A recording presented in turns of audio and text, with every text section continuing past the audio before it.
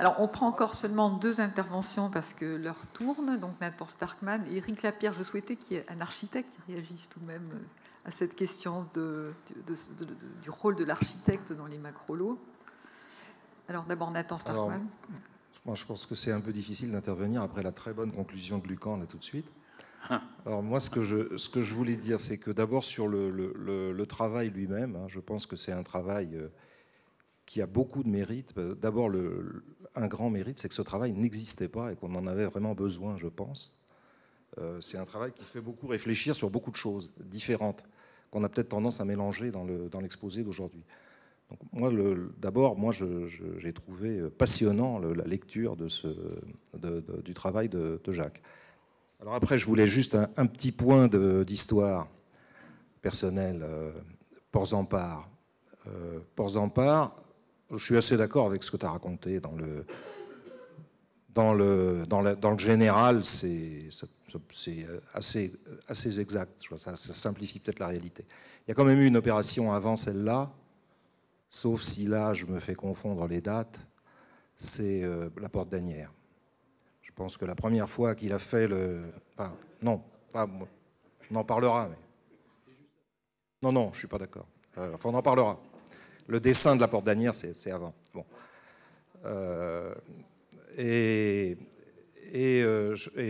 Donc, je dis ça parce que parmi les élus parisiens de l'époque, l'image de la Porte d'Asnières a énormément emballé tous les élus. Et je pense que ce que tu as dit du jury de Masséna, qui est en gros vrai, était beaucoup influencé par l'idée qu'il fallait que ce soit lui. Et je pense que ça venait pas mal de là. Non, c'était certainement pas réalisé, c'était dessiné. Mais au concours, il avait rien réalisé de tel. Alors après, moi, je pense que par rapport à un débat qui a eu lieu, mais tu as répondu à l'instant, les élus, ils sont très présents dans tout ça, dans toute cette histoire. Parce que les vertus qu'on cherche à atteindre dans le macrolot, densité, compacité, mutualisation, diversité, variété, renouvellement urbain, tout ça, c'est ce que portent les élus. Et la variété, tu l'as parfaitement dit, la variété, c'est le refus du grand ensemble, même quand la question se pose d'ailleurs pas tellement. C'est le refus du grand ensemble, c'est la dissémination du logement social, c'est pas de grandes opérations sociales, il faut faire des opérations sociales qui soient réparties partout. Donc tout ça, tous ces objectifs, ils sont derrière aussi le macrolot. Après, moi, je vais pas en dire grand-chose. Je pense que comme ton exposé est très rapide, on a l'impression que tout se superpose. Or, les choses ne se superposent pas. Je ne crois pas que la question de l'architecture et de la forme urbaine se superpose avec la question forcément, toujours, avec la question des méga-projets qui mélangent tout, qui veulent tout faire dans le même immeuble, etc. C'est des problèmes différents. À mon avis, c'est des problèmes différents. Les contextes, les macrolos, ont des situations, des problèmes différents. Et je pense que tu as un petit peu donné là. La question, c'est que ceux qui portent l'opération, c'est-à-dire essentiellement les aménageurs, soient au niveau des questions posées, c'est-à-dire qu'ils investissent dans les réponses aux questions posées au bon niveau. Il y a des endroits où on est obligé de faire des mégastructures, parce que les infrastructures sont là, mais les mégastructures ne s'imposent pas partout. Et puis je voulais dire aussi que le modèle joue un rôle extrêmement important. Moi, je vois par hasard des petites opérations de villes petites et moyennes en France, et on retrouve à des endroits où il n'y a strictement aucune raison de procéder de cette façon, l'idée qu'il faut faire des macrolots.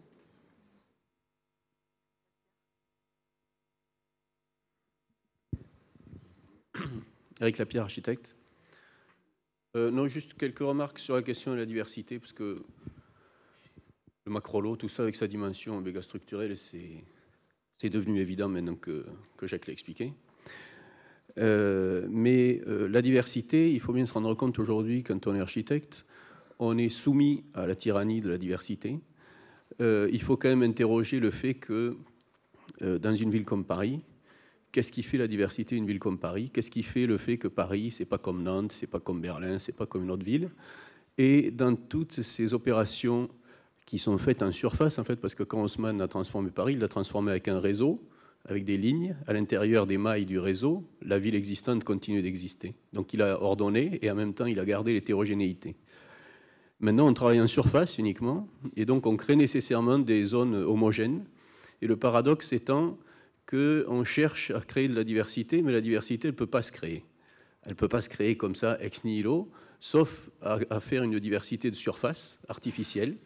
Et on ne se donne pas les moyens de faire même une authentique diversité, parce que le paradoxe est que quand on intervient en tant qu'architecte, comme je le fais dans ce genre d'îlot, on reçoit une fiche de lot. Un architecte urbaniste a décidé qu'il fallait que l'îlot ait une pointe, qu'il n'y a plus un angle droit. Pendant 2000 ans, on a fait l'architecture européenne avec des angles droits. Aujourd'hui, c'est interdit. Pourquoi on devrait jeter tout ça? Et on récupère des îlots qui sont déjà de l'architecture. Donc déjà, il y a un problème de limite entre l'urbanisme et l'architecture. Et par ailleurs, on récupère des projets, des plans masses qui sont si normés et qui sont tellement normés par rapport au logement et au programme qu'on va faire, que de toute façon, notre travail d'architecte, il consiste juste à faire vaguement une sculpture là-dedans. On est obligé de toute façon de blinder le COS, on est bien d'accord, et il ne reste plus que du dessin de façade. Alors que la diversité de la ville, c'est une diversité typologique.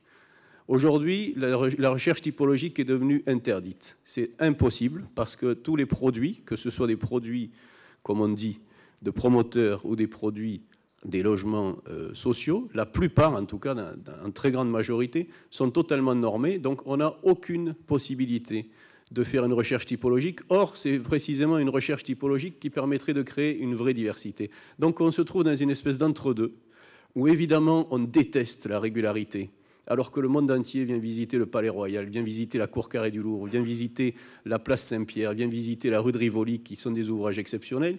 Mais tout ça, c'est jeté, toute cette culture-là, et au profit de règles dans lesquelles on n'a pas le droit de faire de plus de 30 mètres de façade sans avoir un décroché. Mais pourquoi on doit faire ça?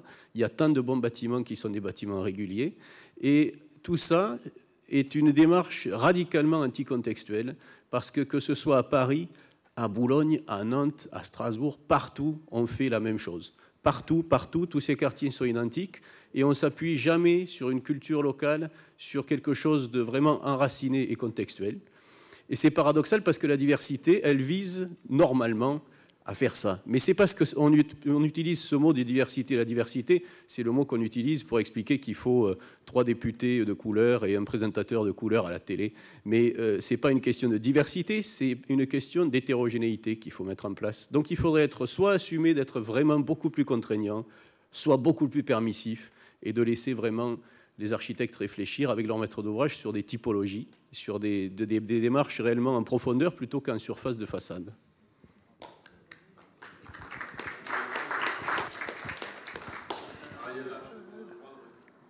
Non, il est 7h.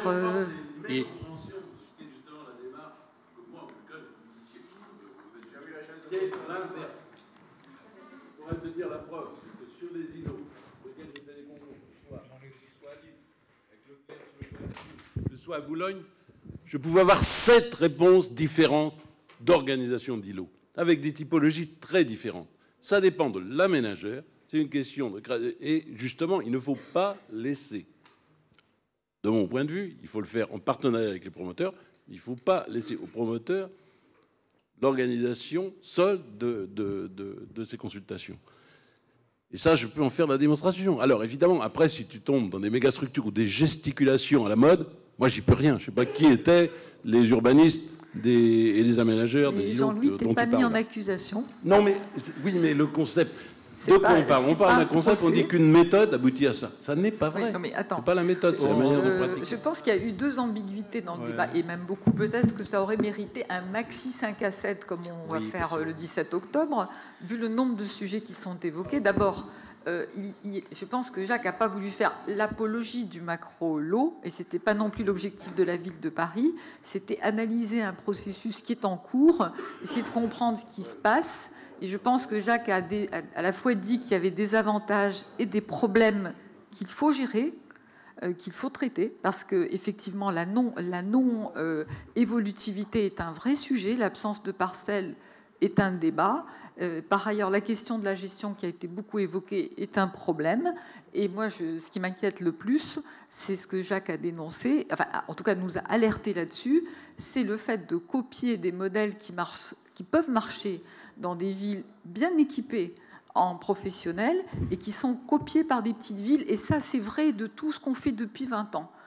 Par exemple, le fait que l'agglomération lyonnaise ait éliminé les ZAC parce qu'elle avait des services suffisamment compétents pour faire entrer les ZAC dans les procédures de poste, ça s'est généralisé et ça pose des gros problèmes ailleurs dans des villes françaises.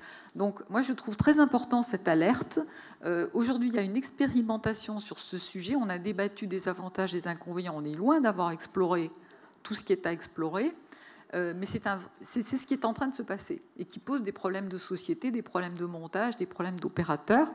Et je vais laisser Jacques apporter un petit mot de conclusion parce qu'on sera obligé d'arrêter ce débat qui a dépassé. Non, j'ai pas de mot de conclusion. 5 à 7. Tu viens de la faire, donc moi j'ai pas de mot de conclusion. Ce que je veux dire, c'est que j'ai pas de certitude et que je voudrais pas qu'on se méprenne là-dessus. Que par contre, je suis convaincu que les opérations urbaines on a la possibilité de les faire évoluer, que ce soit du côté des aménageurs, que ce soit du côté des promoteurs, des maîtres d'ouvrage publics et privés, que ce soit du côté des architectes. Mais pour autant, il faut se poser les questions, parce que si on ne se les pose pas, évidemment, on ne va pas faire évoluer les choses. On va simplement être pas très réactif par rapport à des situations. Je pense que c'est ça. Alors, voilà, c'est tout ce que je veux dire. Maintenant, les questions qui sont soulevées, elles n'ont pas, et malheureusement, je n'ai pas les réponses à certaines questions parce qu'elles se posent à un niveau aussi opérationnel. Comment est-ce qu'on fait des opérations? Comment est-ce qu'on fait des îlots? Qu'on ne les appelle plus macro-lots, ça serait beaucoup mieux. Comment est-ce qu'on fait des îlots et comment l'îlot d'aujourd'hui n'est pas l'îlot d'hier? Et donc, qu'est-ce que c'est qu'un îlot aujourd'hui? C'est pas tout à fait celui d'hier. Et donc, dans cette mesure-là, on se pose des questions de forme, mais c'est pas simplement des questions de forme, c'est des questions d'usage, parce que la forme et l'usage, c'est aussi deux choses qui sont liées. Moi, je suis pas là, un formaliste, à me poser aucune question sociologique ou je sais pas quoi. Donc, la forme, c'est aussi une question sociologique, etc. Donc, c'est toutes ces questions qu'il faut se poser. Voilà, merci beaucoup de m'avoir écouté. Merci, Ariela.